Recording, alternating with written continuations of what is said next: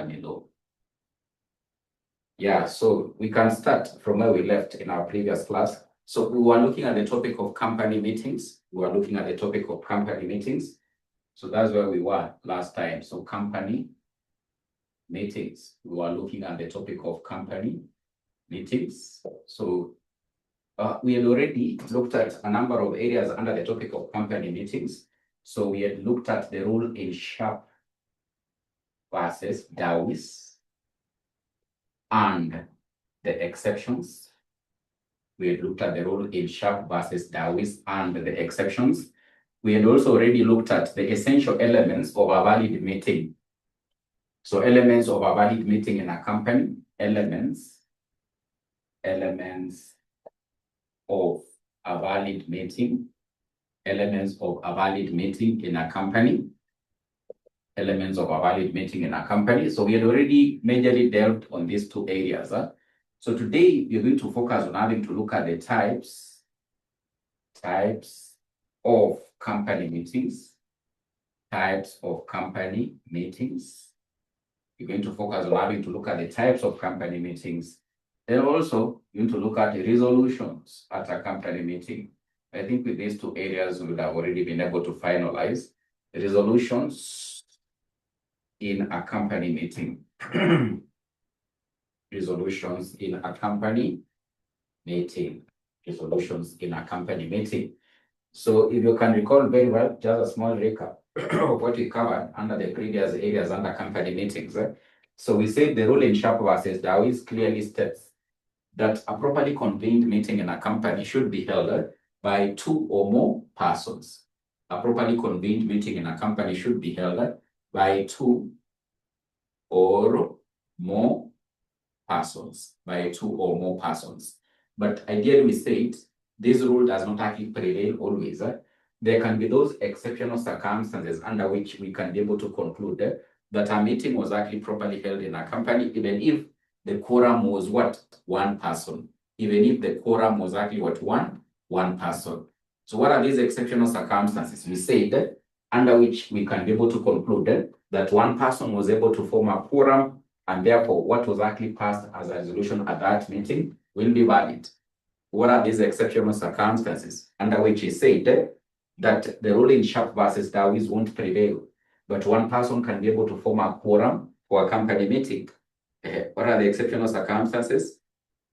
A meeting convened by the order of the court. Very correct there. A meeting convened by the order of the court. Apart from a meeting convened by the order of the court, a board meeting of a private company where we have what? A sole director. A board meeting of a private company where we have a sole director. You can see the answers are coming in thick and very fast. A meeting convened by the order of the registrar of companies. A meeting convened by the order of the registrar of companies. At an adjourned meeting or a postponed meeting, if it happens, the quorum of that meeting is only what? A single person. A class meeting where the shares in that class are held by what? One person or 1 shareholder. A class meeting where the shares in the class are held by 1 person. A creditors meeting, if it happens, a company has a sole creditor, which is a very rare situation. A creditors meeting in a company where the company only has what? One creditor. So we said in those situations or maybe circumstances, you'll find that 1 person could be able to form a quorum in a company meeting and be able to pass a resolution.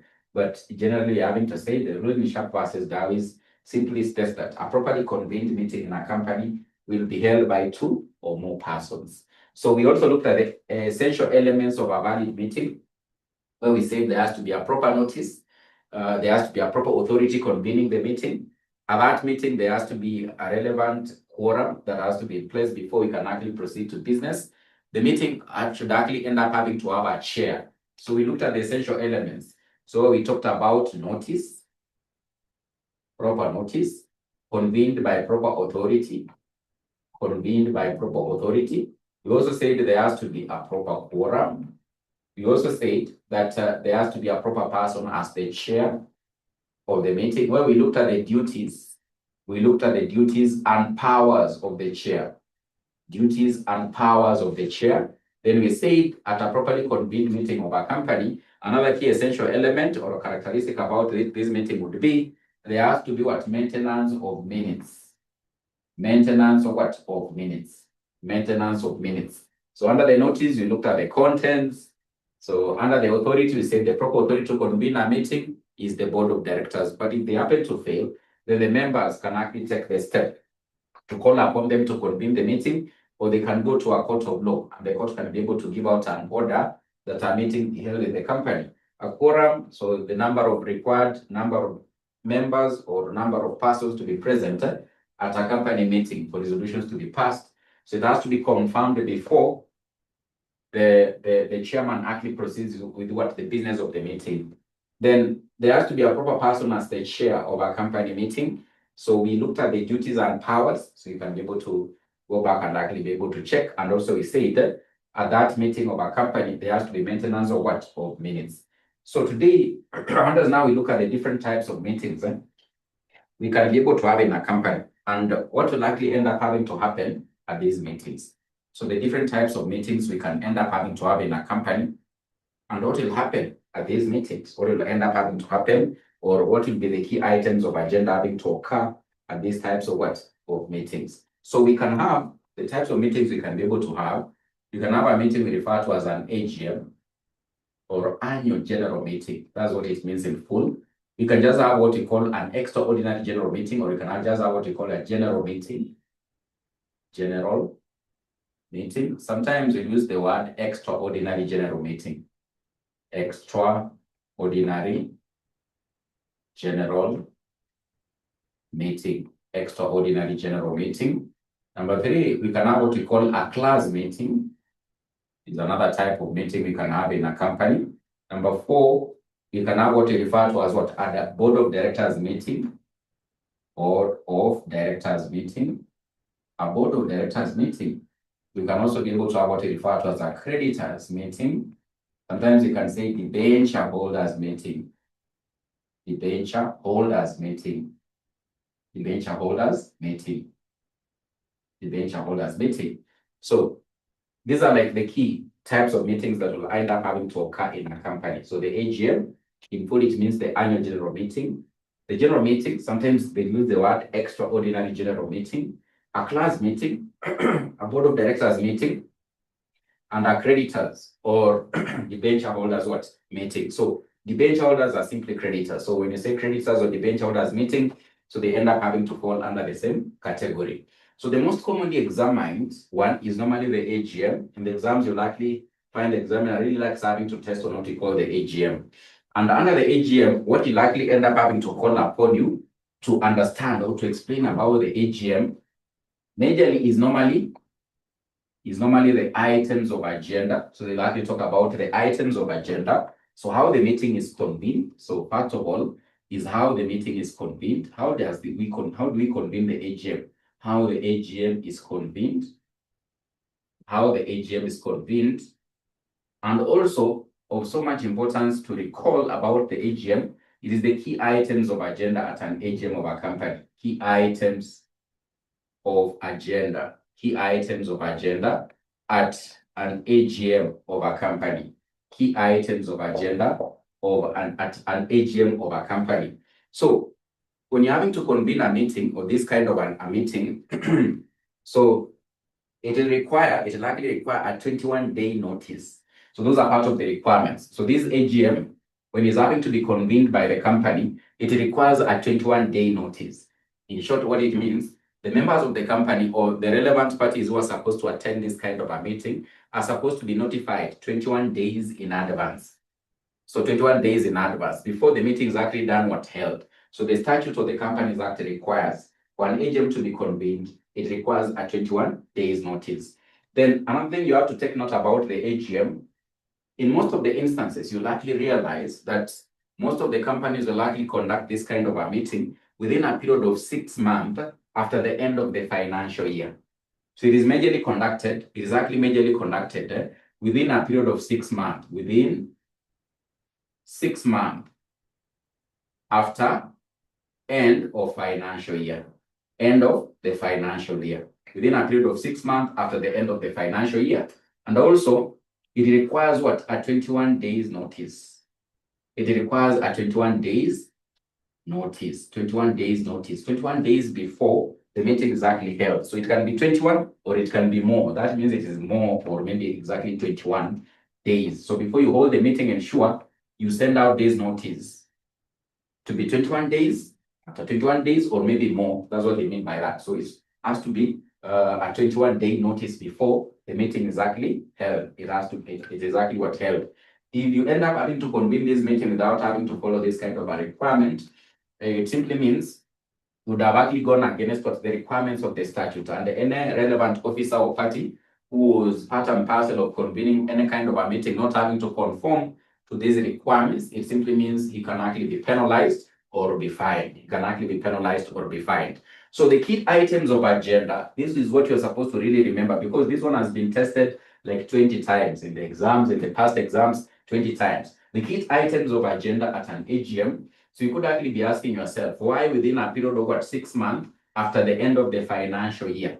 Why within a period of 6 months after the end of the financial year? So one of the key items of agenda at an AGM is normally the approval of the audited annual accounts, audited annual accounts. If it's a public company, the annual audited accounts have to be approved. Who is having to approve them? They're having to be approved for publication by the members of the company. So they would have actually been prepared by the management or those in charge of governance. The auditor has already been able to conduct an audit on them. And therefore, now in this case, it means now the members can convene at an AGM and now be able to approve these audited financial statements. The essence of us having to say, most of the companies will be able to conduct the AGM within a period of 6 months after the end of the financial year. Within a period of 6 months after the end of the financial year, because they would have the audited financial statements. They have already been prepared. The auditor has already been able to conclude the audit. He has already been able to submit the audit reports. And therefore, they'll likely be approving for publication. For example, if it's a public company, then they would actually be the audited financial statements. Then another key item of agenda at the AGM would be the approval of the proposed dividends. Approval of the proposed dividends. Approval of the proposed dividends. So the dividends of the company can never be paid. The dividends of the company can never be paid before it is approved at the AGM. So what will happen? Those who are in charge of governance preparing the financial statements, they'll propose. Maybe this year you're having to pay 2 shillings. Then eventually it will likely be approved at an AGM. Now, after being approved at the AGM, now they can actually end up having to do what? Pay. They can actually end up having to pay. So that's why now, between now and June, most people are going to get their dividends.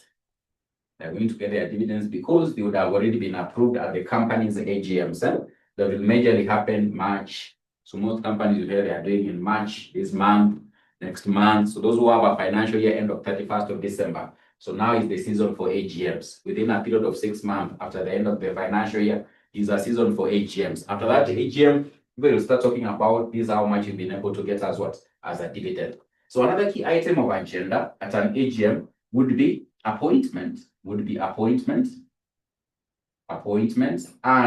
reappointment of the auditors of the company.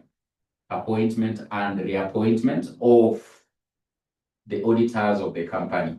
The auditors of the company. Then another key item of agenda can be appointment and reappointment of the directors of the company. Appointment and reappointment of directors of the company. Directors of the company. So we're going to learn about the topic of directors, which is topic number 8. We're going to start it in a few. But now what will happen at the AGM, the members of the company will decide who's actually going to be the director of the company.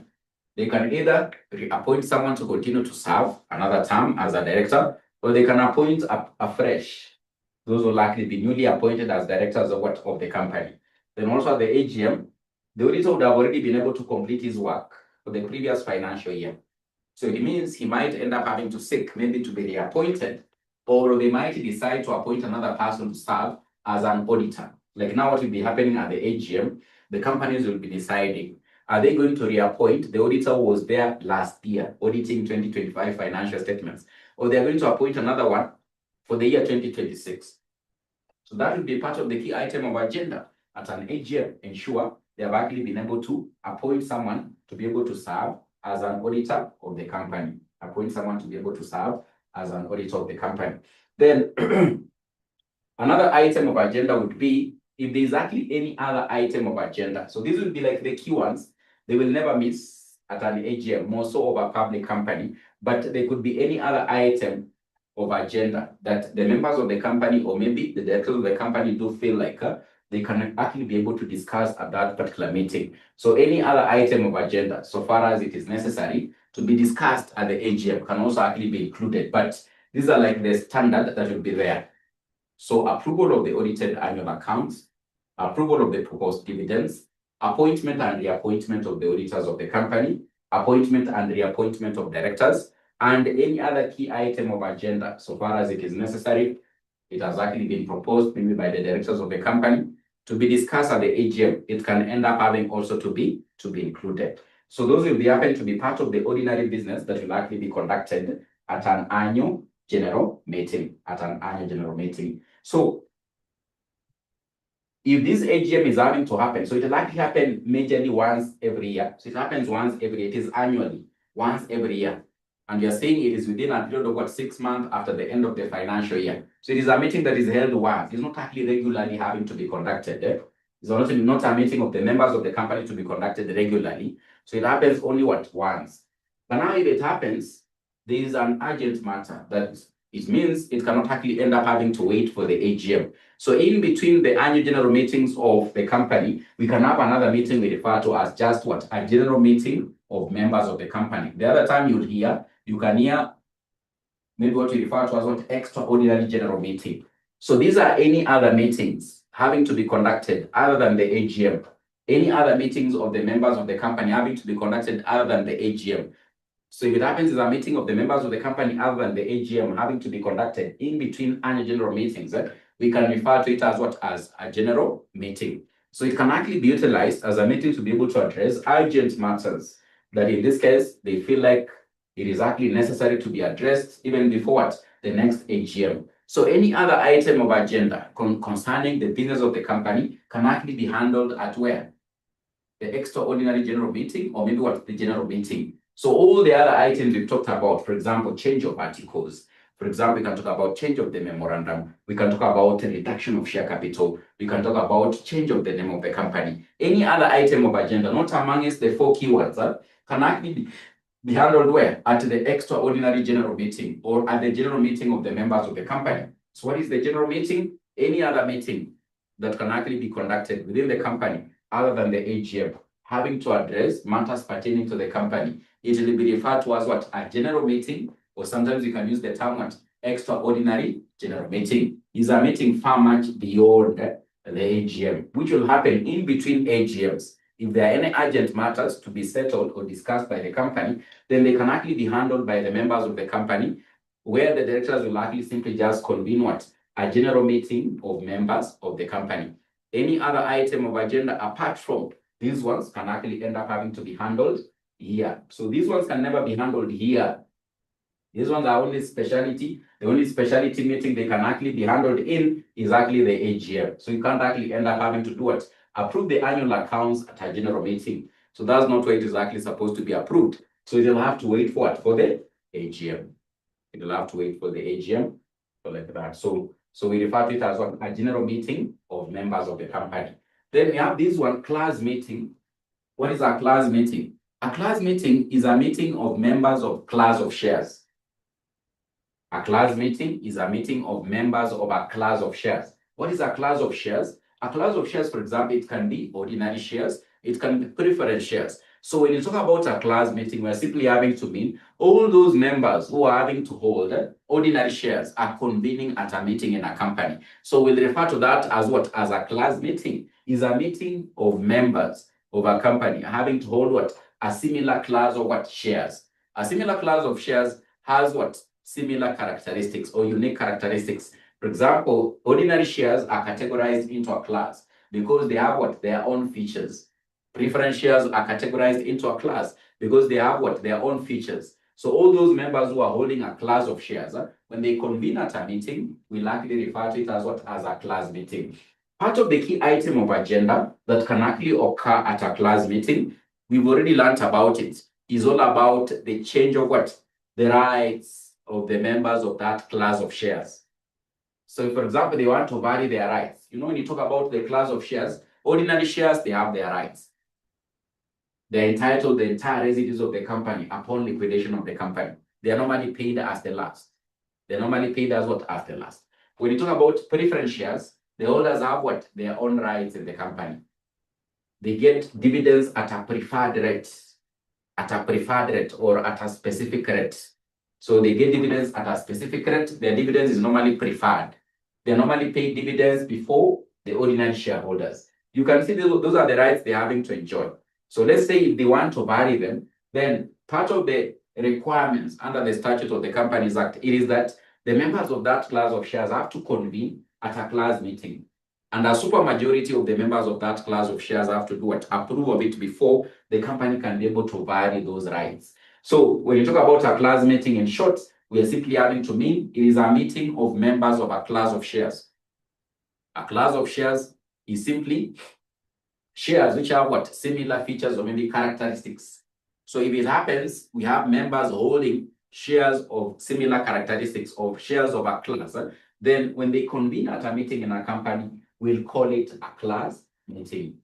So part of the key items of agenda is, for example, variation of class rights. Variation of class rights, which you've already learned about it under the topic of shares and under the topic of share capital. So you have to remember what we learned about variation of class rights under the topic of shares and under the topic of share capital. Then board meeting. What is a board meeting or a board of directors meeting? It is a meeting of the directors of the company. So these are what? The persons in charge of the governance or the management of the company. They want to discuss matters pertaining to the management of the company. At which kind of meeting can they discuss these matters? They can actually be able to discuss these kind of matters pertaining as to how the company can be governed or be managed at what we refer to as what? A board of directors meeting. So when you are called upon to explain what is a board of directors meeting, it is a meeting of what? The directors of the company. Part of the key items of agenda will likely be involving generally the governance or the management of the affairs of the company as to how they will actually be conducted. So they can convene at a meeting we refer to as what? A board of directors meeting. That one is very simple to be able to explain. What is a creditors meeting? We really have to explain this one. It is a meeting of the creditors of the company. More so, they can actually convene this kind of a meeting during liquidation of the company. During what? Liquidation of the company. During liquidation of the company. During liquidation of the company. During liquidation of the company, the interests of the creditors are so much safeguarded or protected. They likely participate and even be part and parcel more so, probably in the appointment of the liquidator of the company. And therefore, they can actually convene a meeting of all of them and they decide who is actually going to be the liquidator of the company. So that is part of the key items of agenda that can occur at a creditors meeting. So a creditors meeting is a meeting of the creditors of the company. More so, this kind of a meeting can be convened during liquidation of the company, where they likely be part and parcel of guiding as to how the liquidation will be undertaken, and also appointment of a person we call a liquidator, who's normally in charge of ending the life of a company. And we said they'll have so much interest in liquidation because they are what? They are part of the liabilities of the company. They are part of the liabilities, and therefore they have to be paid during what? Liquidation.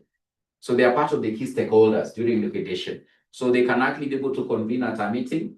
So we'll see there are different types of liquidations. You can have what you call compulsory and voluntary. Under voluntary, we further split it into two. We can have what you call what? Voluntary by creditors. So under voluntary by creditors, they play a key role in fact there because they are the ones who will be supervising and guiding as to how the liquidation will be undertaken. The liquidator will likely be reporting to them directly as to how far he has undertaken what? The liquidation process. So we likely end up having to refer to that kind of a meeting as what? As a creditors meeting, upon which they can actually, for example, guide or direct as to how the liquidation of the company can be undertaken. Take note, you have to remember, I've said the one that is very common in the exam, it is the AGM. So you have to be very keen about what? The AGM and how it is actually conducted. So what are some of the statutory requirements regarding the AGM? What are the key items of agenda concerning the AGM? So that question has really been tested so many times. It has been tested so many times. Under the class meeting, remember what we learned about the variation of class rights at a class meeting. So how does the variation of class rights actually occur at a class meeting? So we had already done this one in the topic of share capital, and of course the topic of what? Of shares. And in fact, we've already looked at a question. I think it was tested in the last sitting, and I shared it on the WhatsApp group. So I don't know, there are those who saw you didn't see. It was tested in the last sitting, variation of class rights under class meeting. What are the procedures of variation of class rights under class meeting? So we can now look at the very, very final part, which is actually what?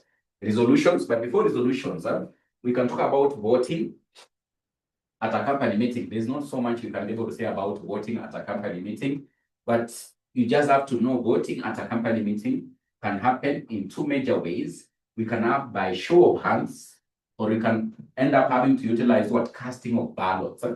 So there are two ways as to how voting can happen at a company meeting. So it can actually be by show of hands.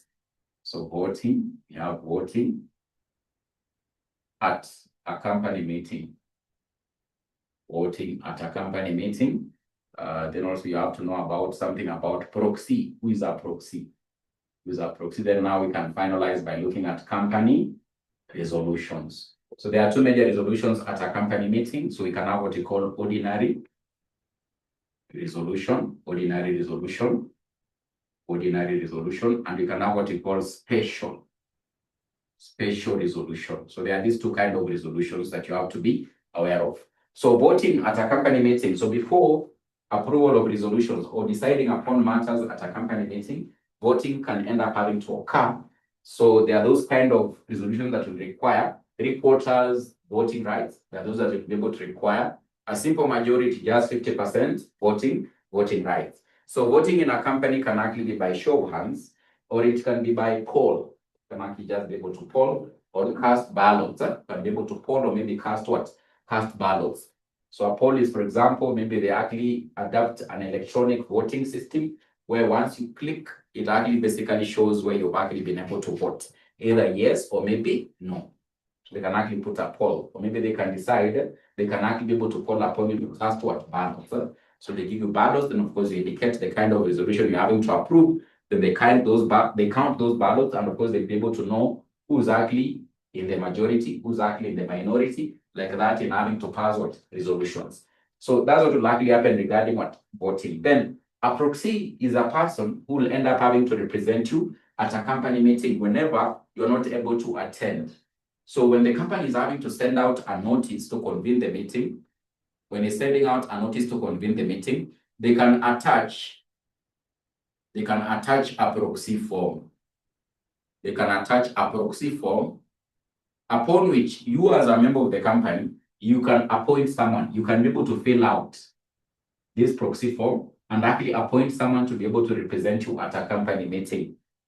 So once you fill out this proxy form, then you have to deposit at the registered office of the company before the meeting is held. You have to deposit at the registered office of the company before the meeting is held, so that those having to convene the meeting will likely be aware. Those who are having to come in as what? As proxies to represent those who are not actually able to do what? To attend. So that's what you mean by a proxy. A proxy is a person who can be able to represent a member of the company whenever is not actually able to attend to the meetings of what? Of the company. So how is this proxy appointed? Is appointed through filling out of a proxy form, which can be attached on the notice convening the meeting. Then once you fill it out as a member of the company, you deposit at the registered office of the company before the meeting is actually held.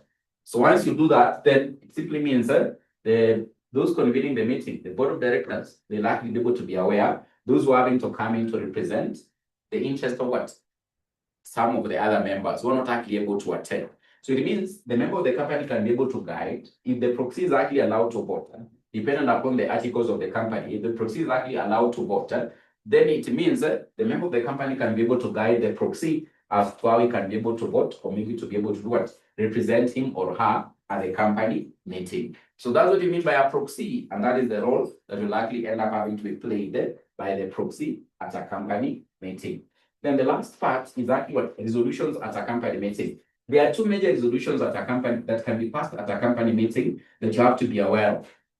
So there are two major ones that you have to be aware of as a company law student. There's what we call an ordinary resolution, and there's what we call special resolution. These ones you've been coming across them in some of the topics, but now here is where you have to clearly be able to understand what's the difference between an ordinary resolution and a special what? Resolution. So when you talk about resolutions, these are simply the formal decisions decided upon at a company meeting. So we have resolved that you are going to go left, not right. You have resolved you're going to do what? Go left and not actually what? Right. So that is the decision you've actually been able to make. So when you talk about a resolution, is a decision decided at a company meeting.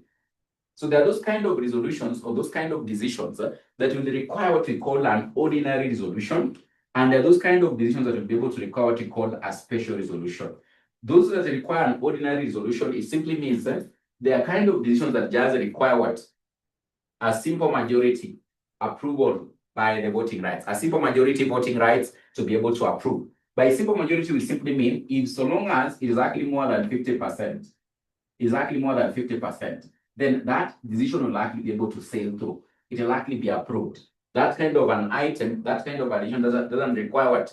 A super majority, just requires what? A simple majority. So long as it can be indicated, maybe through voting, that more than 50% of the voting rights of the company have been able to approve, then we'll likely be able to say for that kind of a decision or resolution is actually what? An ordinary resolution. So those ones requiring only a simple majority, we call them ordinary resolutions.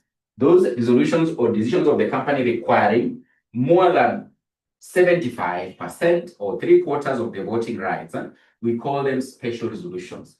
Those decisions requiring more than 3/4 of the voting rights or the members of the company, we call them special resolutions or special decisions or special what? Resolutions. So there are those kind of items or agendas or maybe decisions that you can't just approve through what? An ordinary resolution. You'll have to ensure that those having to approve in the company are holding more than 3/4, or 3/4 simply means 75% in percentage. More than 75% voting rights in percentage. For example, if you want to, for example, change the name of the company, you can't just end up having to change it through a simple majority voting. But you have to ensure those having to approve are actually holding more than 3/4 of the voting rights of the company. So it means for us to be able to change the name, we have to convene all the members of the company at a meeting. Then we have to now call upon them to be able to vote as to whether we are going to change. If it happens, it is only approved by just 50% of the voting rights of the members entitled to attend and actually vote at that meeting. It simply means we cannot actually be able to approve that change of name until we are able to meet a threshold of voting rights of 3/4. 3/4, more than 3/4 of the voting rights is when you can be able to change what? The name of the company. Of so much importance here, I can advise you, you have to remember majorly those ones that are supposed to be approved through special resolution. It is commonly examined.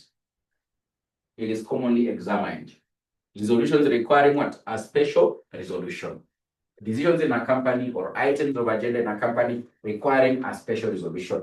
And these ones include, for example, change of name of the company, change of the articles of the company, change of the memorandum of the company, if the company wants to undergo a merger with another company, if a company wants to do an acquisition of another company, if a company wants to undertake share capital reduction, if a company wants to undergo liquidation, before these items of agenda can be approved, these decisions can actually be approved, 3/4 of the voting rights of the members of the company have to approve. So we refer to these as what? Special. They are special resolutions. Special resolutions.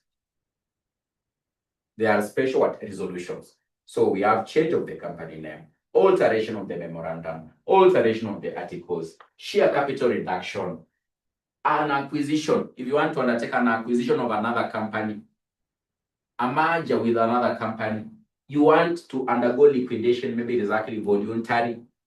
You want to be liquidated, you can't just do it, but you have to convene a meeting of the members of the company. Then once this pass through 3/4 voting rights having to approve, then is when you can be able to proceed and actually be able to undertake what? that what you can actually be able to undertake that liquidation of the company. So for the ordinary, there are all the other items of agenda. For example, approval of the annual dividends, you don't need special. For example, we can talk about appointment of directors, you don't actually need special. So all the other items of agenda, which you haven't mentioned under special, can be approved by what ordinary, especially those ones having to occur at the AGM. Those are having to occur at the AGM, like appointment of directors. You just need an ordinary. So long as more than 50% are okay with the auditor, you are appointed. No problem. So long as more than 50% of the voting rights are okay with the directors, you appoint them. So long as more than 50% are okay, dividends to be paid, you pay. So those ones don't actually require what a special resolution. They don't require a special resolution. They just require what an ordinary resolution. So there's one more resolution, but it's not very common. So compared to the two, is what we call extraordinary. Extraordinary resolution. Extraordinary resolution. So we call it extraordinary resolution. So just from the term extraordinary, if you have like an extraordinary item of agenda, which requires a special resolution, then that kind of resolution that will likely be passed at that kind of a meeting, we can call it extraordinary. This, like, for example, for extreme ends, like, for example, if you want to undergo what? Liquidation of the company.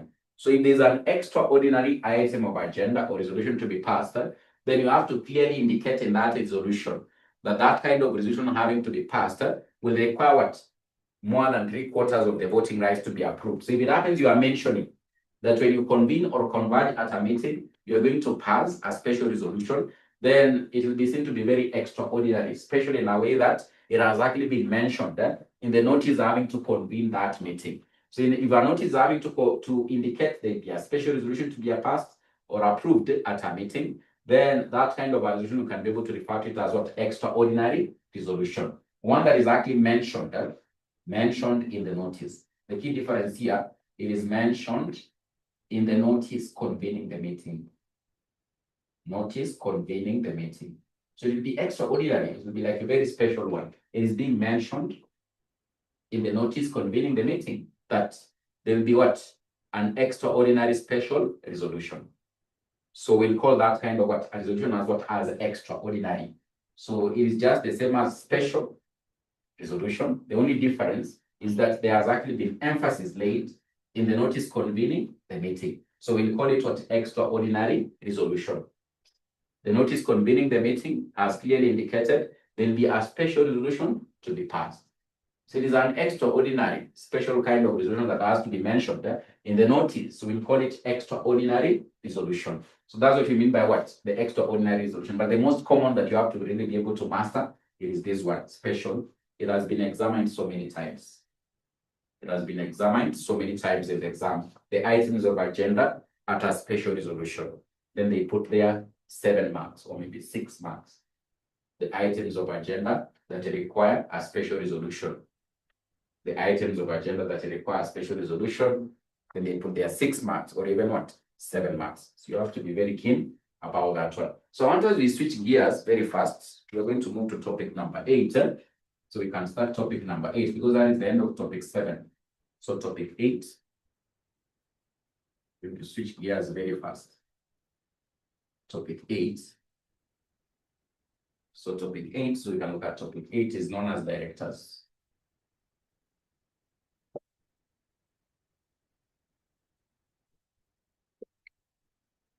So topic 8, directors. So what are we going to learn about directors? From this topic, you'll understand who is a director.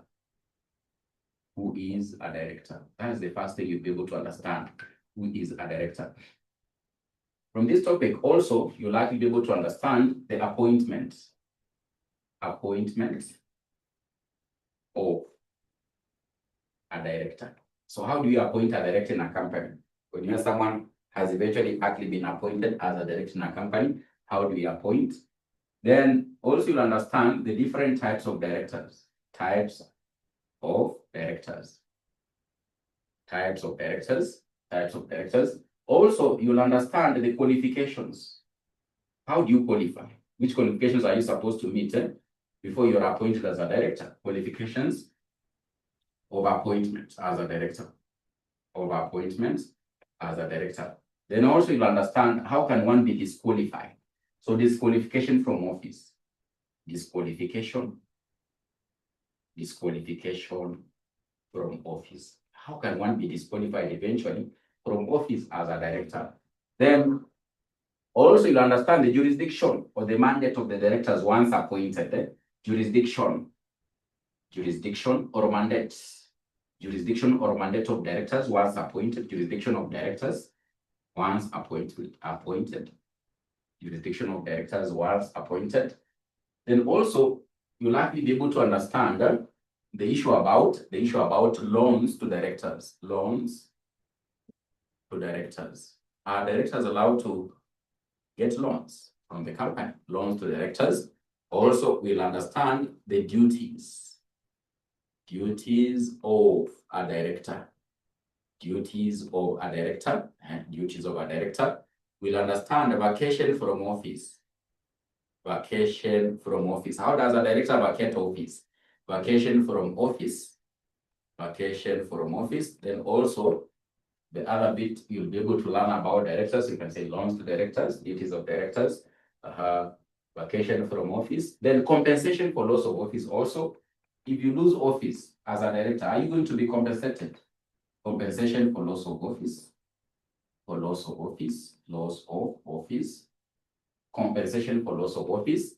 Then last but not least, we learn something regard or connected to directors. We refer to it as insider dealing. We learn about insider dealing or insider trading.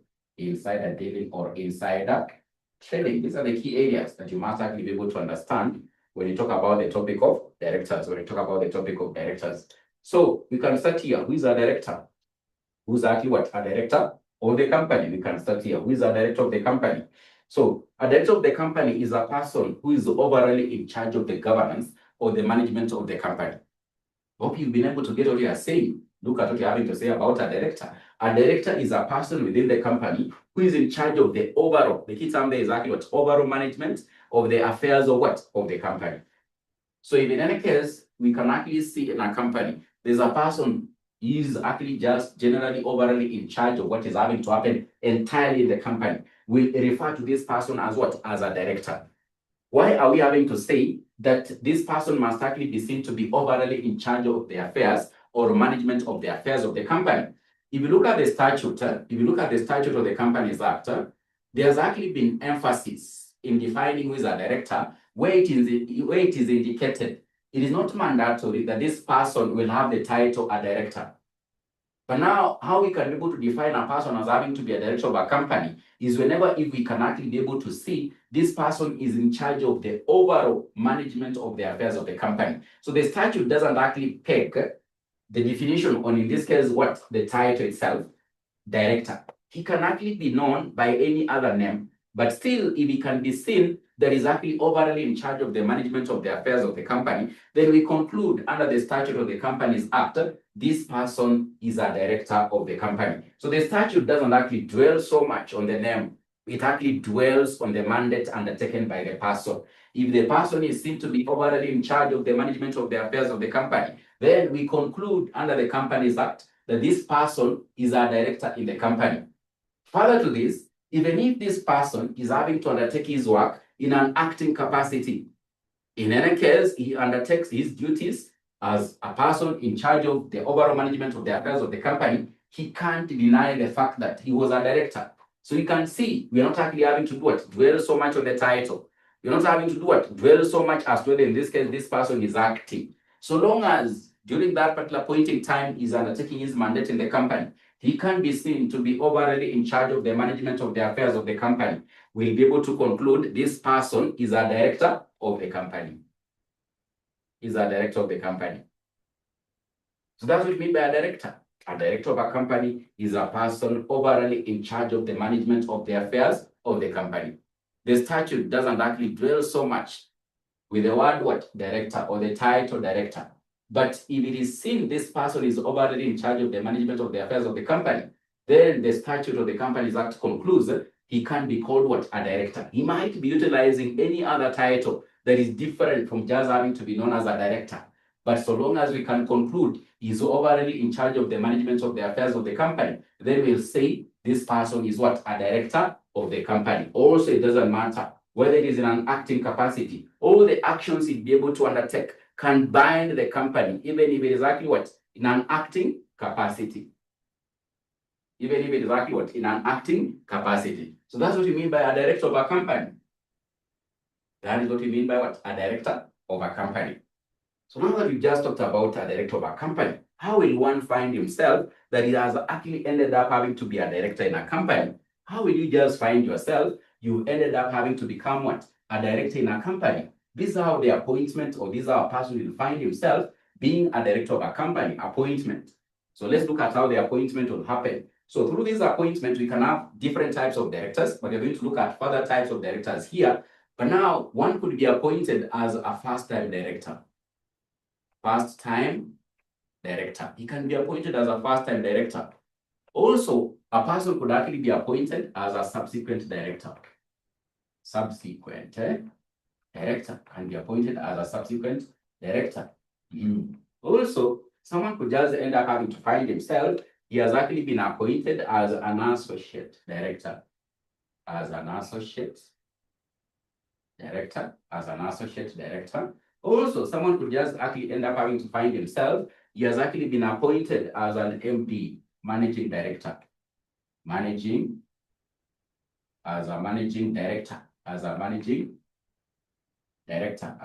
director. Also, someone could just find himself, he has actually been appointed as an alternate director.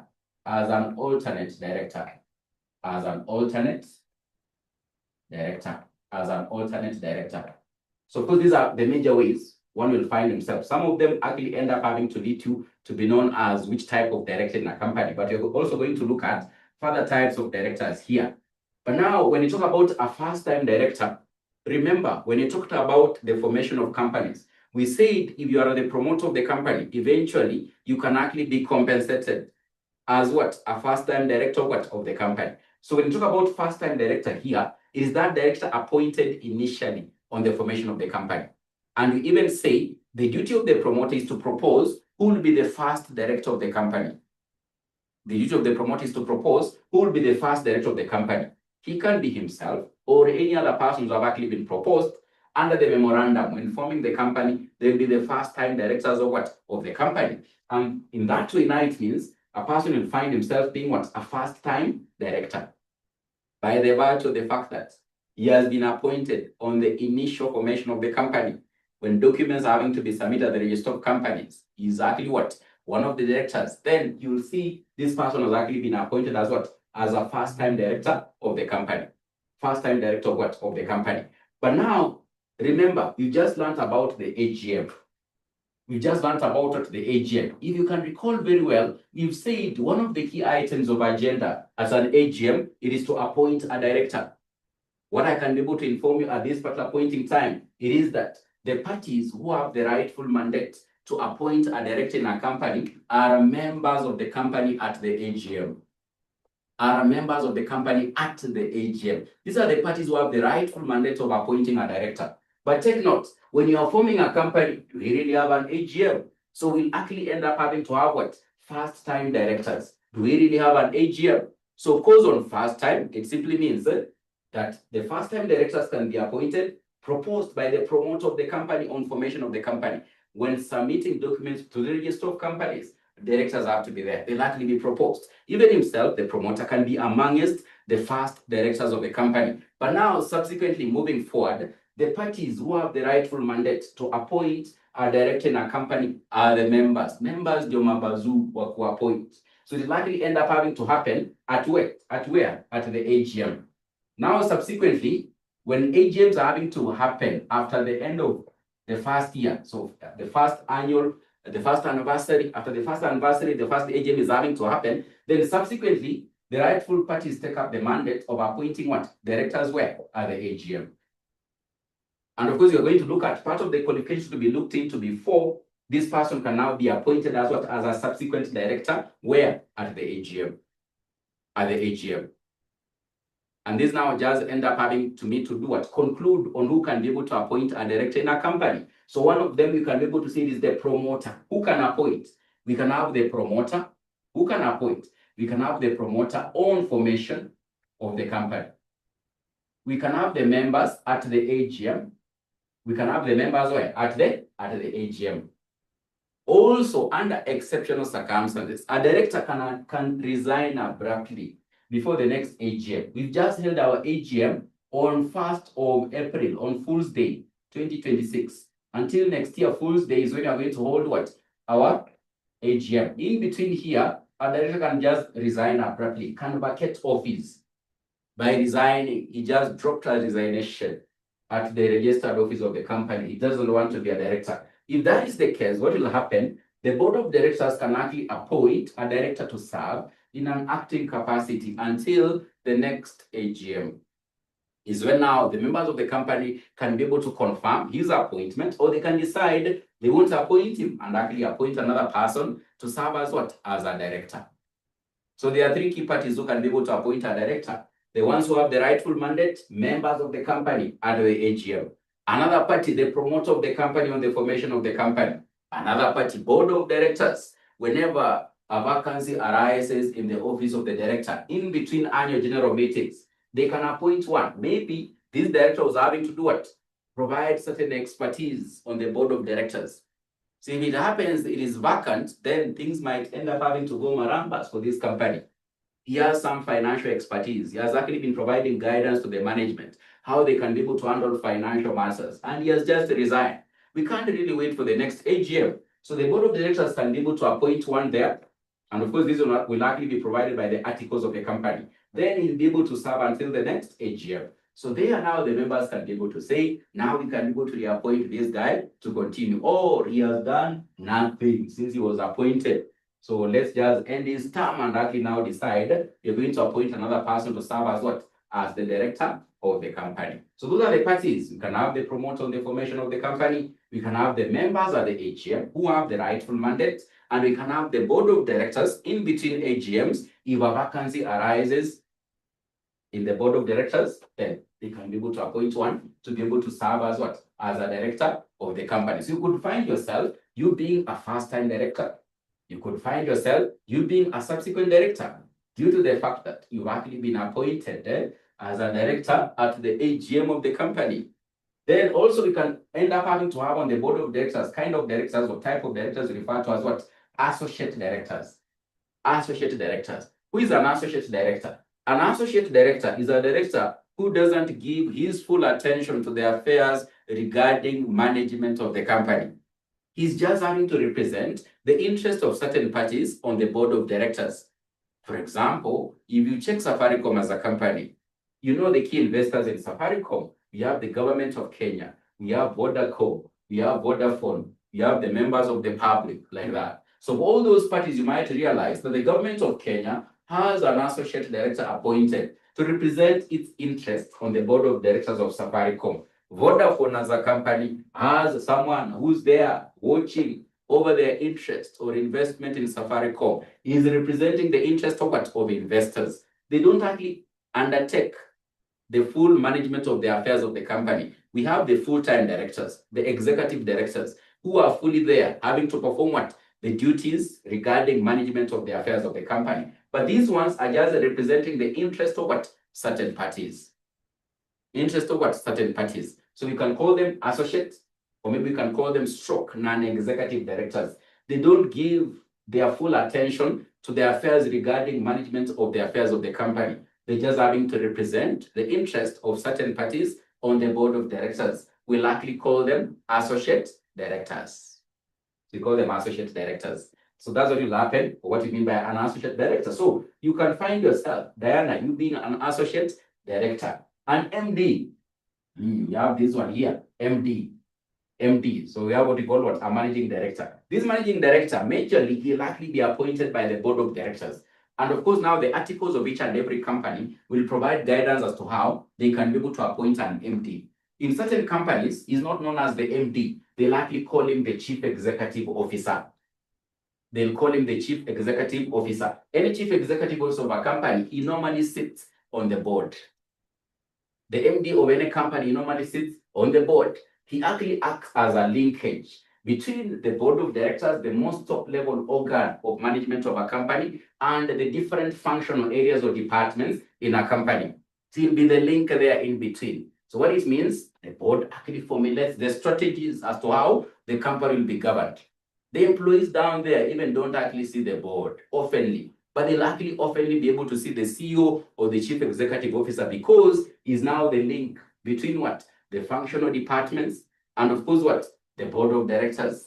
The board of directors. So this kind of a person will likely be able to refer to him as what? As the MD. So they'll likely be able to outline what are the qualifications he has to meet before he can be appointed. So the articles can provide what are the qualifications before one can be appointed as an MD. What will they be able to look into before they can be able to appoint him? They'll likely be able to set what will likely be his remuneration. The board of directors will be able to undertake the interviews and decide this is now the right person we can be able to appoint as an MD. The right person we can be able to appoint as what? As an MD. So that's the person referred to as what? As a managing director. So he's a director of the company who will likely be appointed by the board of directors. The articles of the company will give guidance as to how they'll likely be able to appoint, or the qualifications before they can appoint such a party as what? As a managing director. In most of the instances, you realize when companies are appointing someone like an MD, he must actually be a person who has what? Very vast experience in that area that company is having to operate. So you can't just wake up one day and you're an MD at Safaricom. So for this one, they're likely able to look into at your level of expertise. And of course, I'm going to link that with what are the qualifications. So I'll be able to link that and remind you how different an MD is. How different an MD is a very different kind of a director. Compared to any other director, an MD is a very different kind of a director. In most of the company's articles, they'll be able to require someone who has some level of experience or expertise before they can be able to appoint. They can be able to appoint, especially for complex, well-established companies. They need someone with what? High level of experience. High level of what? Experience before he can be appointed. So he's a unique kind of a director who will be able to act as a link between the topmost organ of management of the affairs of the company and the different functional areas or departments within the company. So he'll be the one in this case who will likely be cascading down the strategies agreed upon by the top level management down now to what? The operational level to the employees down there. So they don't actually end up having to meet the board, but now the MD sits on the board. Then once they have agreed, he's actually one having to do what? Cascade down what? The strategies that have actually been agreed by what? The board of directors. So that kind of a director, we refer to him as what? As the managing director. We call him the managing director. Then we have an alternate director. Just from the term alternate, this could be a member of the board of directors who's having to represent a director who's not actually able to attend to his duties. It could be due to sickness, or maybe it's just what? Away, maybe on leave or something. So you as a director, you can actually be able to decide that one of my colleagues in the board of directors can actually be able to alternate for me in terms of, for example, attending to my affairs in the different committees in the board of directors. You know, in the board of directors, you'll have different committees. There'll also be committees there. You can have a risk management committee. We can have a finance committee. You can have an audit committee. So if there are 10 directors, they'll have small committees there. So it happens you're a director, but now you're not able to attend to your duties. Maybe you are sick and you're actually away on sick leave for a very long period of time. You can actually be able to appoint one to be able to alternate for you, because you might actually be called upon to attend to duties at a committee meeting in the board, yet you are not there. So will things actually end up having to stall because you're not there? It cannot happen. It means there can be an alternate director having to represent or maybe serve in that office on your behalf while you're actually what? Away. That kind of a director, we'll be able to call him what? An alternate director. We'll call him an alternate director. It's just alternating for the one who's not actually able to do what? Attend to his duties. So we call him an alternate director. An alternate director. So now let's just look at the qualifications so that we can be able to close on this thing. What are the qualifications? Now that we've seen, you can actually be one. You can actually be a director. Either you can be a first type, you can be a subsequent one, you can be an associate one, you can be an MD, you can be an alternate. But how will you eventually qualify? It's not just a matter of you just having to wake up and you say you're going to be a director, Diana. But there are those qualifications that will end up having to be looked into before one can actually be appointed as a director of a company, what are the qualifications? Before you even look at the other types, what are the qualifications before one can actually be appointed? So there are usually 3 key qualifications under the statutes that can make you to qualify to serve as a director. They are very interesting qualifications. Number 1, one must have attained the minimum age of 18 years. So minimum age requirement is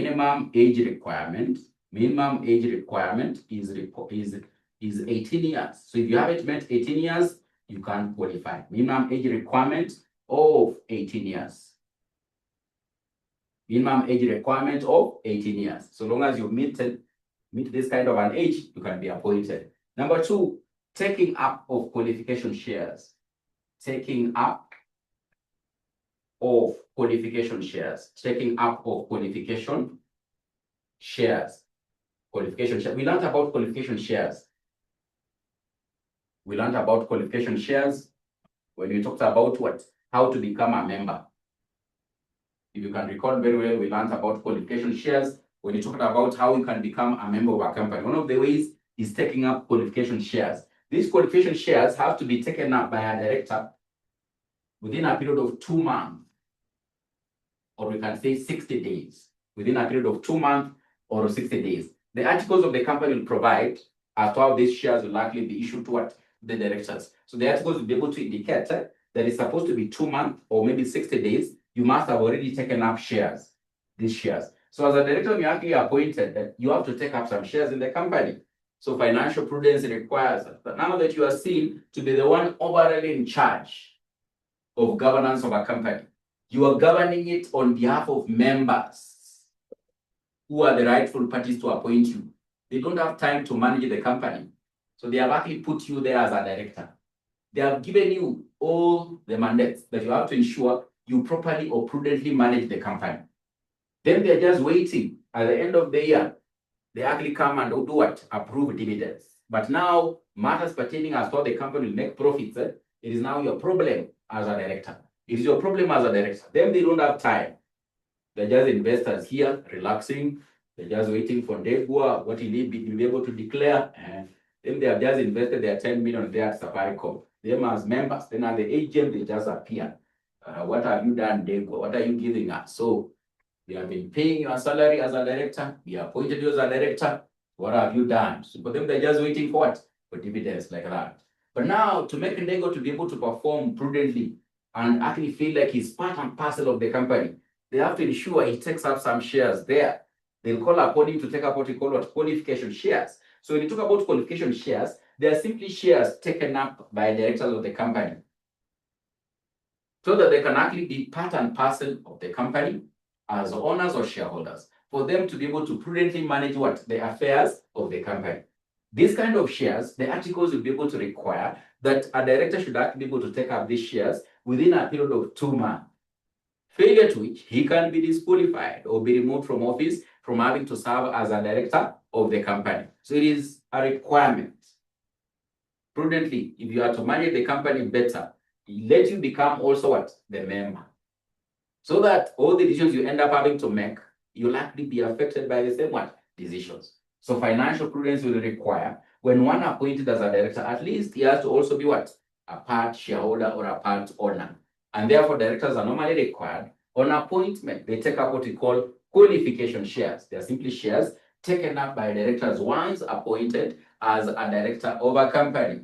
The requirement under the articles would be they take the shares within a period of 2 months or 60 days. Failure to which, if you don't take up the shares, then it will be part of the ways as to how you can be disqualified. After this, we're going to look at disqualification. You can be disqualified from having to serve as a director of the company. Then another qualification, one must have not been declared. So you shouldn't have actually been declared as what? Bankrupt. So non-bankruptcy. So non-bankruptcy declaration. So number 3, non-bankruptcy declaration is another qualification. So you shouldn't have actually been declared to be bankrupt. So non-bankruptcy declaration.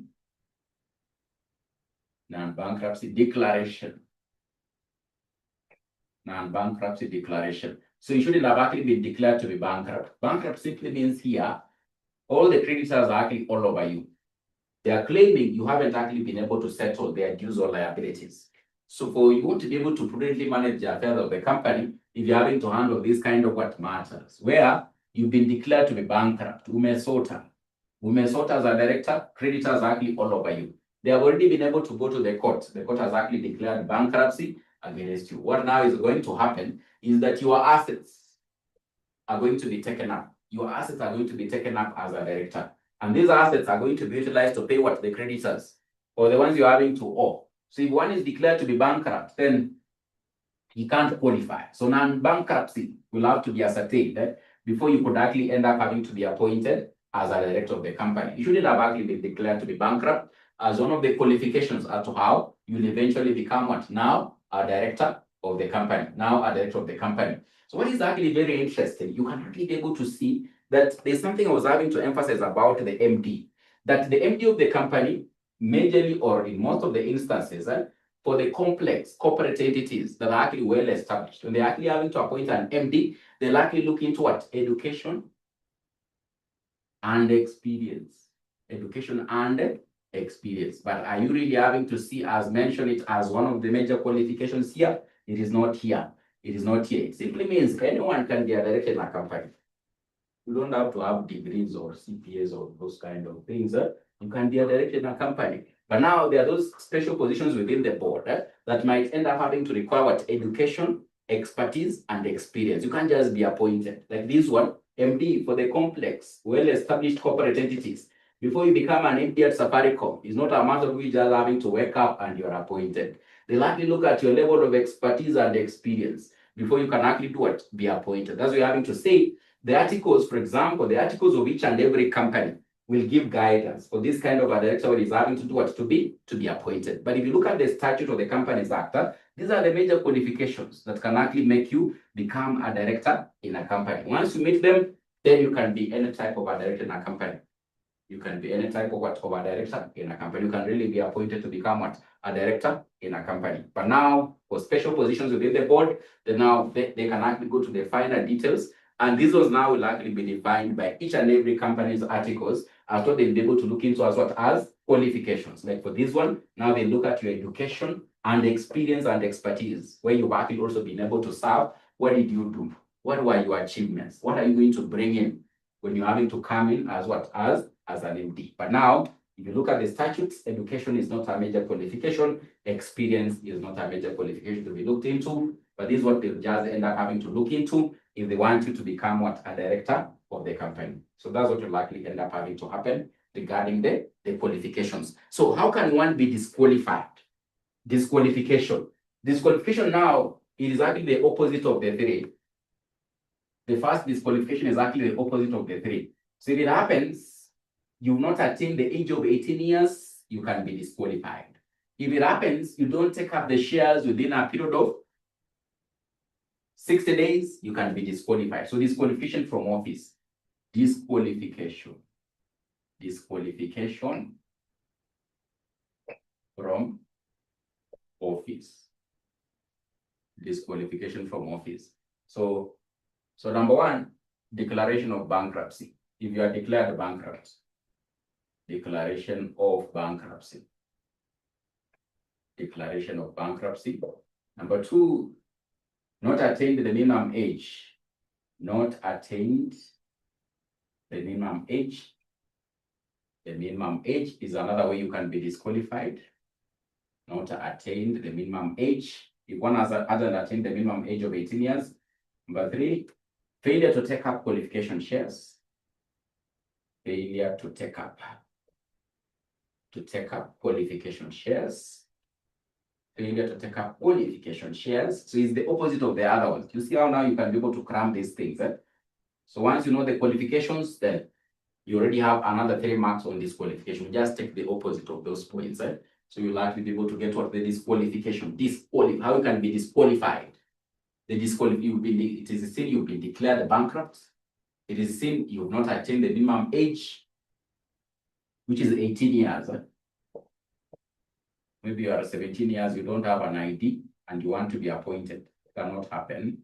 You have to meet the minimum age requirement.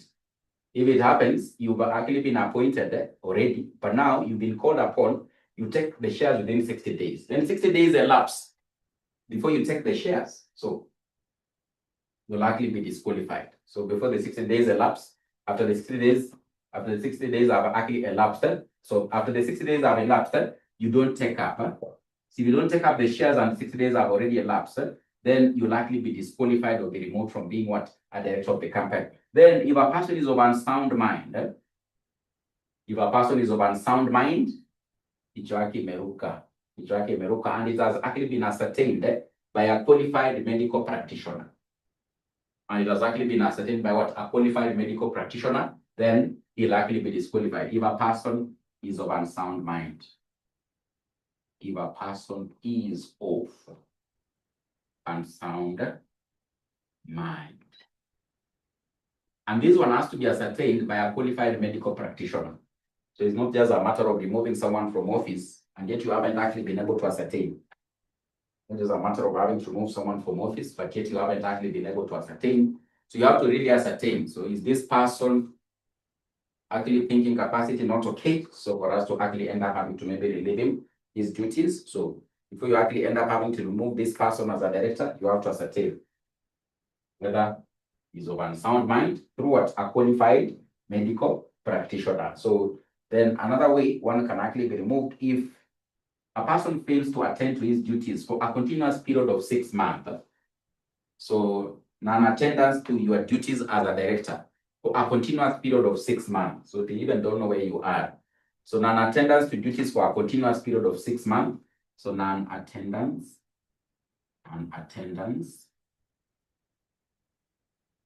to directorship duties. For a continuous period of 6 months. Directorship duties for a continuous period of 6 months for 6 months. Then also, if there's actually any court of law that has actually declared one is not to be appointed as a director of a company as a result of having been involved in any fraud. Those are those persons who are very fraudulent. They are appointed as director in this company, they steal money. They are appointed where? They buruga everything. So if it happens, these matters are already before the courts, then now the court gives out an order, gives out an injunction having to stop such kind of a person from having to be appointed as a director anywhere. So that will be part of the disqualification to be looked into. So before you're actually appointed now, you'll likely be called upon. You need to go to what? CID. You bring what? What do people normally take at CID? Normally take what? Your good conduct. Your good conduct, you have to look at your good. You have a good conduct. Have you actually been convicted in any court of law? So have you actually been convicted of any fraud? So you need to bring your good conduct. You need to see whether you are clean. So before you're appointed, so those are part of the matters to be looked into. So as told in this case, the court has actually declared that a person shouldn't actually be appointed as a director of a company as a result of having been involved in maybe what? Fraudulent activities. So that's how you likely end up having to be disqualified. So there's of course resignation, but resignation is not being disqualified ideally. Resignation is when you are vacating. It's when you are vacating. So when you are vacating office, you can resign. So we are going to learn about vacation. So one of the ways to vacate is actually to resign. Or you can be removed. You can actually resign or be removed. So we can best put a resignation under what we call vacation of office. When you vacate, disqualification simply means you haven't met what the requirements. So therefore you are being disqualified or being removed. But now when you talk about vacation, it can be voluntarily. And one of the ways it can actually be through having to do what? Resign. You put in your resignation, then you say, I don't want to be a director of the company. I have my other personal interests I need to be able to address. So I'm having to resign from having to do what? Attend to my duties as a director of the company. So that's what you mean by what? Disqualification or being removed from office. So we can take a small break. Let's take a small break of 5 minutes. Then when we come back, I want us now we just look at the other types of directors. And maybe I'll be able to mention something about loans to directors. I'll mention something about loans to directors, the other types of directors, then maybe loans to directors. But in the meantime, let's take a break of 5 minutes.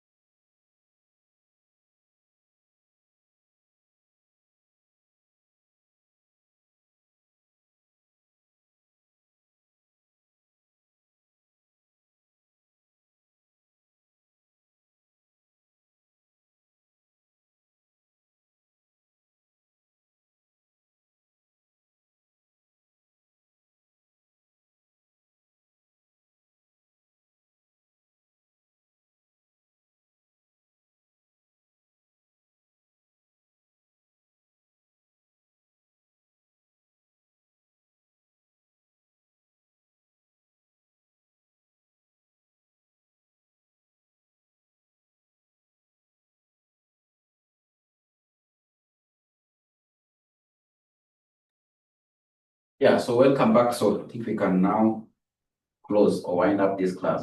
So confirm whether we can proceed. Founders will proceed by looking at those types of directors, other types of directors. Can we continue there? 𝐂𝐨𝐿𝐿, hope you've been able to relieve yourself. Hope you've been able to relieve yourself. Now we can proceed.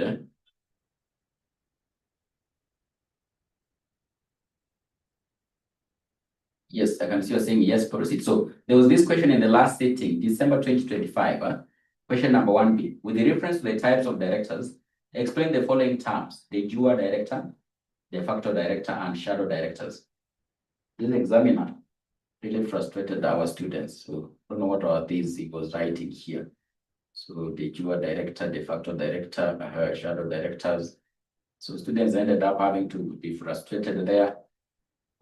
But it is all right. It is all right. It is all right. So we can look at those types of directors: de jure, de facto, shadow director. De jure, de facto, director. So those are the ones I want us to look at. Then we can wind up the class there. You can wind up the class there. So de jure, if you check your summarized notes, they are there. If you check your the summarized notes I gave you, which I've already shared, you will find those terms there: de jure, de facto. If you check your summarized notes, I've given the definitions of those directors there. So you have de jure, de facto, and shadow director, just from the word shadow. So this one is just a shadow. You'll never get to see him, but is the one pulling the strings, the one pulling the strings behind. So you have de jure director, other types of directors.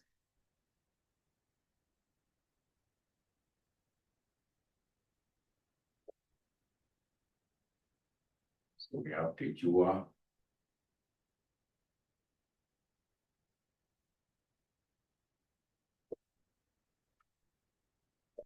So these are law terms: de jure, de facto,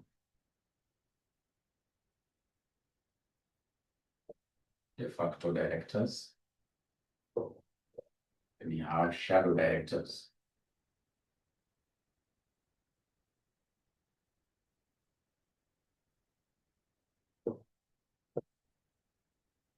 So de jure, de facto, and shadow director. So a de jure director is a person formally and legally appointed. So this one is formally and legally appointed. So formally is a formally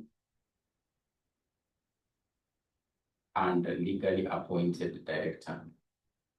Is a formally and legally, in simple terms, is a formally and legally appointed director. So that is de jure. So a formally and legally appointed. So he has been legally appointed maybe as per the articles or maybe as per the statute. So he'll be referred to as a de jure director. So he's the one who has actually been formally and legally appointed as per the requirements of the Companies Act or as per the requirements of the articles of association of the company. So we'll refer to this kind of a type of a director as de jure. As de jure, like what you're talking about, an MD. So an MD now can be a de jure director because it's formally and legally appointed through the processes put in place by the company's articles. Then we have those ones who can actually now be appointed as per the requirements of the Companies Act. So we can refer to them as de jure directors. We can refer to them as de jure directors. Then you have de facto director. So a person who acts as a director. So this is one who's having to act. A person, so acting as a director. You can see in the initial statements I was having to say, even if you are having to serve in an active capacity, it will still be concluded you are a director. So under the statute, we'll still just conclude you are a director, even if it is actually in an acting capacity. So whatever kind of decisions you'll be able to make as a director in an acting capacity, they will still bind the company. So we can't end up having to argue that you are doing it while you are acting. Therefore, your decisions cannot bind the company or bind you as a director. So if one is having to serve in an acting capacity as a director of the company, then he will be referred to as a de facto director. He's not formally or legally appointed. The one formally or legally appointed, then is one you're having to refer to as a de jure director. But a de facto one is just having to serve maybe temporarily or in an acting capacity as a director of the company. So The best example you can be able to give among us, those other ones you've actually been able to talk about, maybe it can be the alternate, the one who's just having to serve for some time, or that one who's not actually able to attend to his duties. So he can be under this type of a director we are referring to as what? As a de facto director. So acting as a director makes decisions at board level or performs functions of a director without formal appointment. So this one, there is no formal appointment.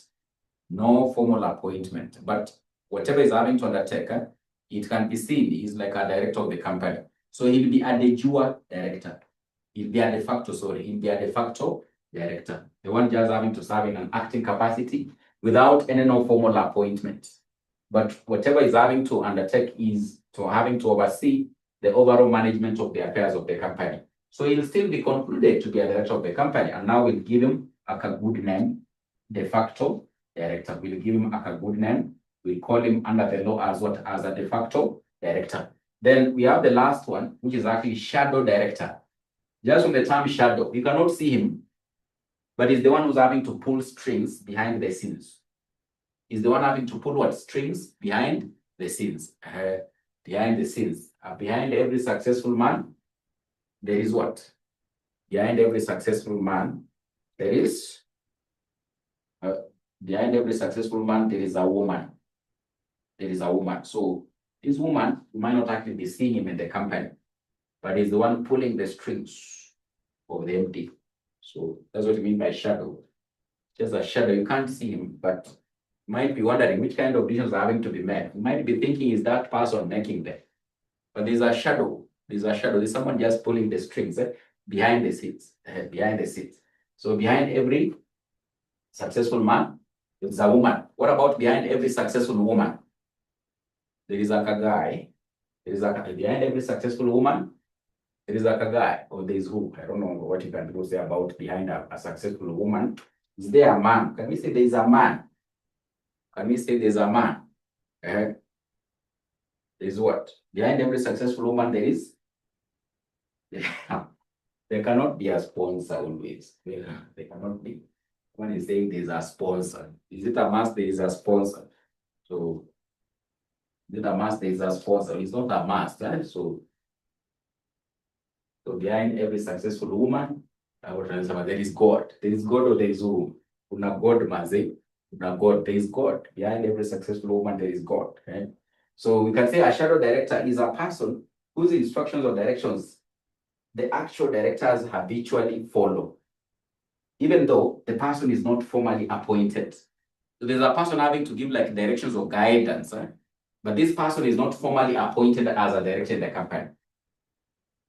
But just behind the scenes, the directors are following his or her instructions, are having to follow his or what her instructions.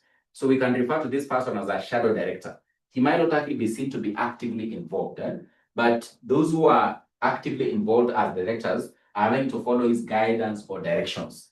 So we refer to this person as a shadow director. We cannot see him, but whatever actions are having to be taken by the directors are through his or her guidance.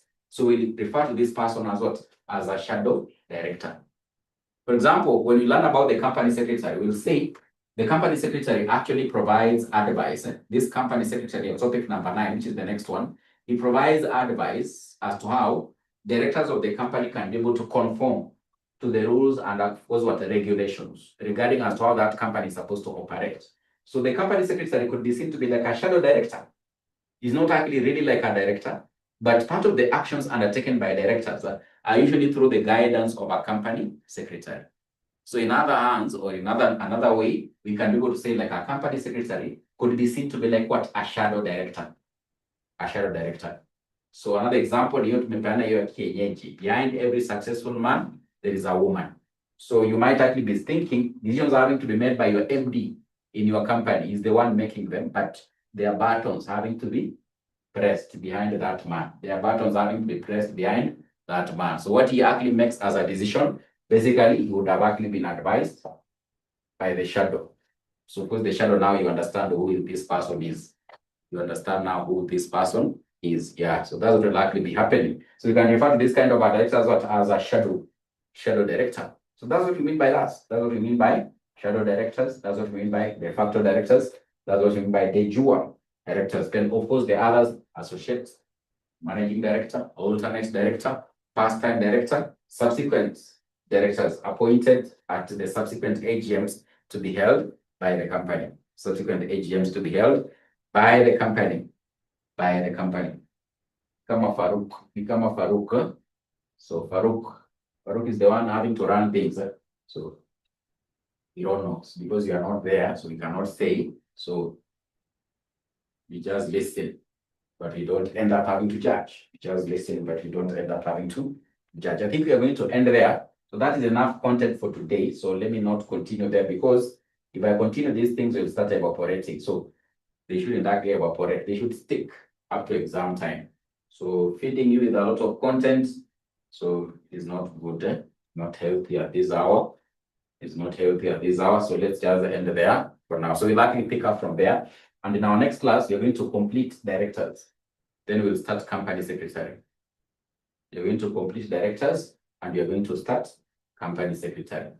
So we still have like 8 topics to go. So we have 16 topics to be able to cover. So msisema mwalimu anakosa tu kutupea break. He really wants to finish the syllabus because I want us to do the revision again from topic 1 again up to 16. So to achieve that target, we should be looking forward to finish the syllabus. The latest should be the last week. The latest should actually be the last week of March. You know, we are already in March, but it's achievable because the remaining topics, as I told you, single lesson, you might be surprised. We are already in topic 13. So don't be surprised. Next week, we'll be talking about topic 12. Topic 12 next week. We'll be talking about topic 12 by next week. So that meaning, so almost by the end of this month, we should be finishing the syllabus and we should start revising. So we'll likely do the revision topically from topic 1 up to the last one. So enda kukumbuka hii karatasi itakuwa tu unajitakia. So you shouldn't actually fail company law. So try your level best. Try level best. Try to comprehend what is happening in class. Be consistent as to what is happening in class. So don't just appear the last week, then you start telling me in class what are the areas you are supposed to read, yet you haven't been attending. Even if I tell you read share capital, so if you go read that you won't even be able to understand. Even if you tell me on the last day what are the predictions, even if I tell you read company meetings, you won't even understand when I tell you go read company meetings this. So you'll start getting confused and start panicking. So first of all, get the content. Try your level best to get the content.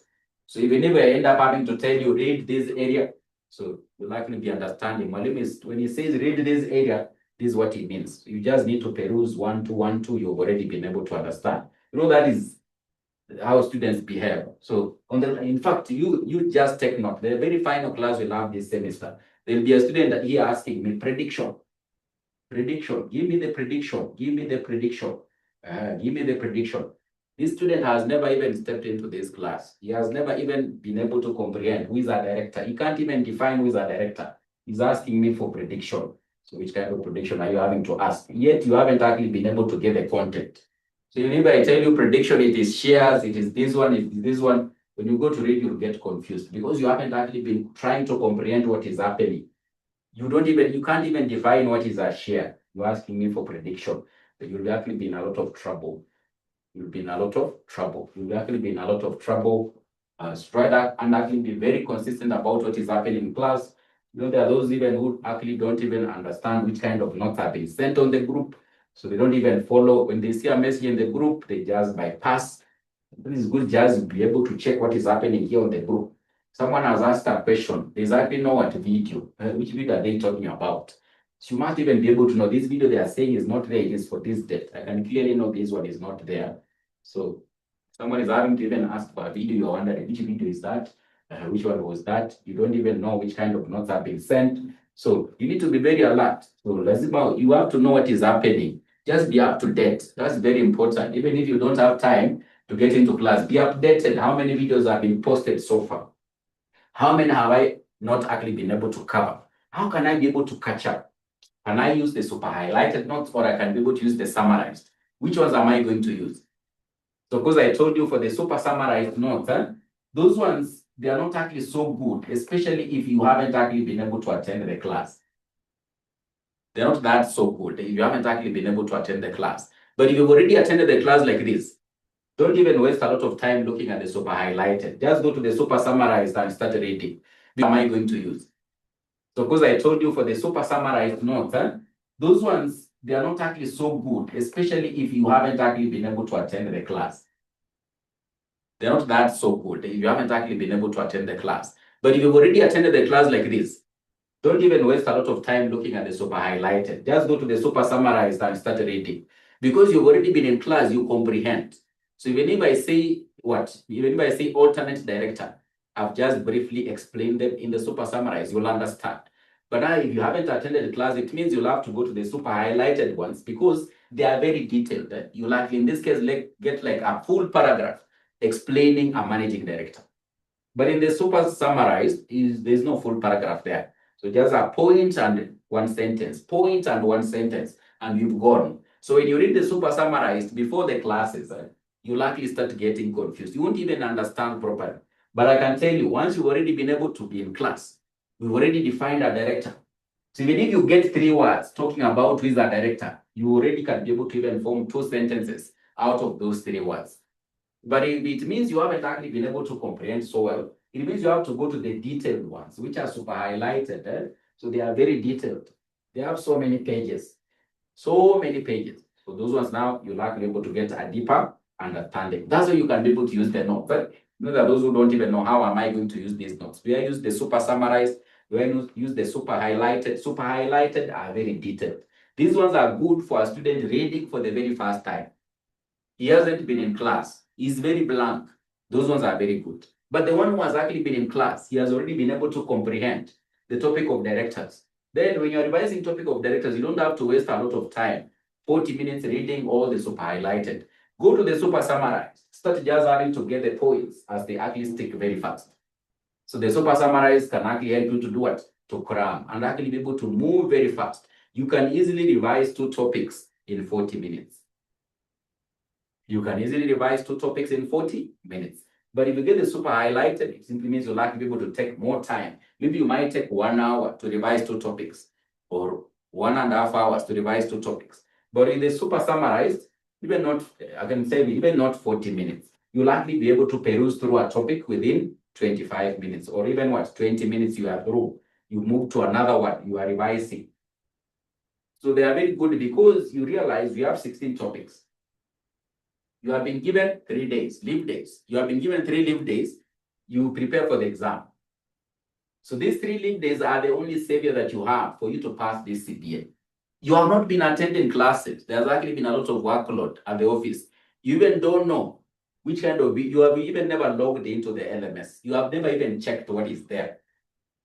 You're just hoping for those 3 days. Those 3 leave days I'll be given, plus the 2 for exam. So they're the ones I'll be able to use. Do you really have time to go? You know how many videos so far have been accumulated on the LMS? They're almost coming close to 20. Will you really have time within the 3 days? You have to go through FR. You have to go through FM. Do you really have the luxury of time? That's why I told you you have to be very strategic. It's not just a matter of you just having to say, I'll sit for this exam.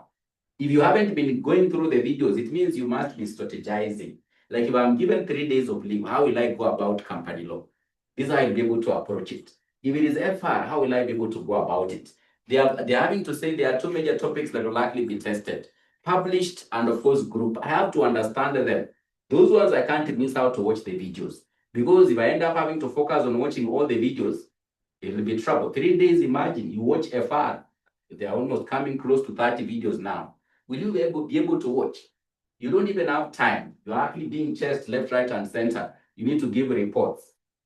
So you must actually be very strategic. You must know how you can be able to use the super summarized. How will I be able to use the super highlighted? Mwalimu said in the super highlighted, what has been highlighted is the most important. It is the areas that have actually been examined in the past papers. These ones, when I'm revising, I have to be very keen. If he has highlighted here, I need to check, what has he highlighted? What has he highlighted? I need to be able to comprehend it. If he hasn't highlighted, this area is not that so much important. I can just peruse through very fast, very fast, very fast. But when I see highlighted, that means that is danger. That is danger. That is danger. That one I need to be very keen. This thing he has highlighted, this one, it can appear in the exam. I have to be very keen. I have to be very keen. When Mwalimu FR is repeating, published, you have to understand. That is danger msumeno. Published is danger msumeno. Group is actually danger msumeno. It means I shouldn't actually miss any class. I shouldn't actually end up having to miss any class. I should be able to pass this exam. I told you must actually become a CPA very soon. You should actually become a CPA very soon. So, there was a very nice discussion there on company law group. There are those who have taken how many years? Coming close to 16 or 17. So they are still having to do CPA. But I can tell you with the RCM, wewe ukianguka by the way utakuwa tunajitakia. With the RCM utakuwa tunajitakia, wewe tumezembea kidogo. Because I can tell you the kind of effort teachers you're having to put in, so it is one of the best. So try your best. So when you meet in a forum, don't tell me bado nafanya hiyo kitu mwalimu. How will I go about it? So tell me you've already finished CPA, you are doing other things, you've come for another professional course. You are advancing your career. So let me end there. Teachers, we can talk even up to Friday. So let me end there. You can have a good night. Teachers, we can just talk up to Friday. But let me end there for now.